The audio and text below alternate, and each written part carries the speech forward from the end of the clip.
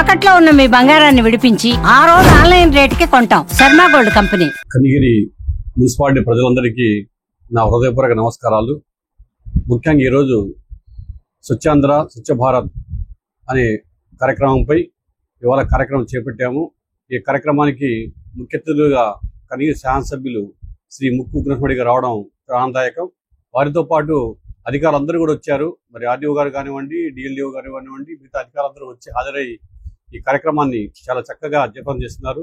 ముఖ్యంగా రాష్ట్ర ప్రభుత్వం కానివ్వండి, కేంద్ర ప్రభుత్వం కానివ్వండి, స్వచ్ఛ భారత్తో మంచి ఫలితాలు వస్తాయని చెప్పేసి నమ్మకంతో మరి ఎన్నో పథకాలు పెట్టి అది దేశం, భారతదేశం అలాగే రాష్ట్రం కూడా ఆరోగ్యంగా ఉండాలని చెప్పేసి ఎన్నో పథకాలు పెట్టారు.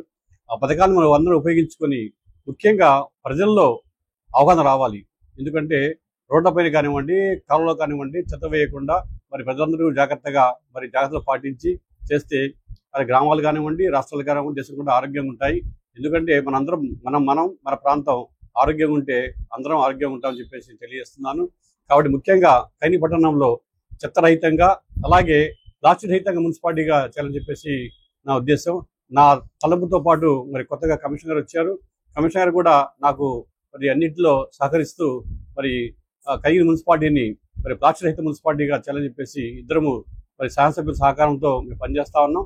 కాబట్టి ప్రజలు సహకరించి ఎక్కడ కూడా ప్లాస్టిక్ వస్తువు వాడకుండా ముఖ్యంగా ప్రతి కార్యాలయంలో కూడా ప్లాస్టిక్ రహిత కార్యాలయంగా మేము చేయడానికి అన్ని పనులు చేపడుతున్నాం.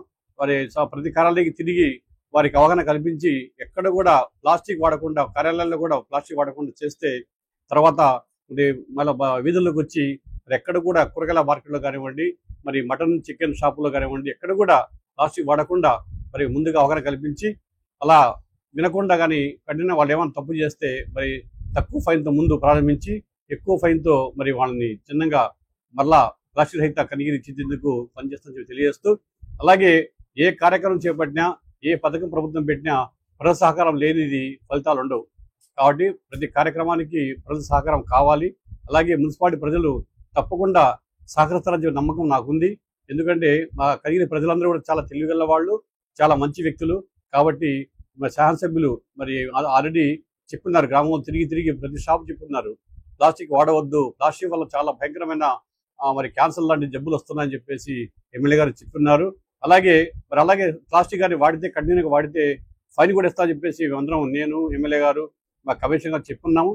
కాబట్టి త్వరలో ఎక్కడ కూడా మరి ప్లాస్టిక్ రహిత కనిగిరి చేసేందుకు వ్యాపారులందరూ కూడా, ప్రజలు, వ్యాపారస్తులు అందరూ కూడా మరి సామూహికంగా మాకు అండదండలుగా ఉండి ఇలా ప్లాస్టిక్ రహిత కనిగిరిగా మరి ఉండేందుకు సహకారం తెలియజేస్తూ ముగిస్తున్నాను. మరి భారతదేశ ప్రధానమంత్రి గారు మరియు ఆంధ్ర రాష్ట్ర ముఖ్యమంత్రి వర్యులు చంద్రబాబు నాయుడు గారు తలపెట్టిన ఈ ప్లాస్టిక్ రహిత సమాజానికి కోసం మేమందరం కృషి చేస్తామని, ఎక్కడ అంటే మొదటిగా మేము మా కార్యాలయంలోనే ప్లాస్టిక్ లేకుండా చేస్తూ మరి గవర్నమెంట్ కార్యాలయంలో కూడా ప్లాస్టిక్ నిషేధించి స్వచ్ఛాంధ్రప్రదేశ్ గా తీర్చాలనేది మా లక్ష్యం. మన భవిష్యత్ తరాల కోసం మనం తీర్చుకోవాల్సిన అత్యవసర చర్యల్ని, ప్లాస్టిక్ వల్ల నీరు, సముద్ర జీవాలు, మన ఆరోగ్యం ఎలాంటి ప్రభావం ఉంటుందో మనందరికీ తెలుసు.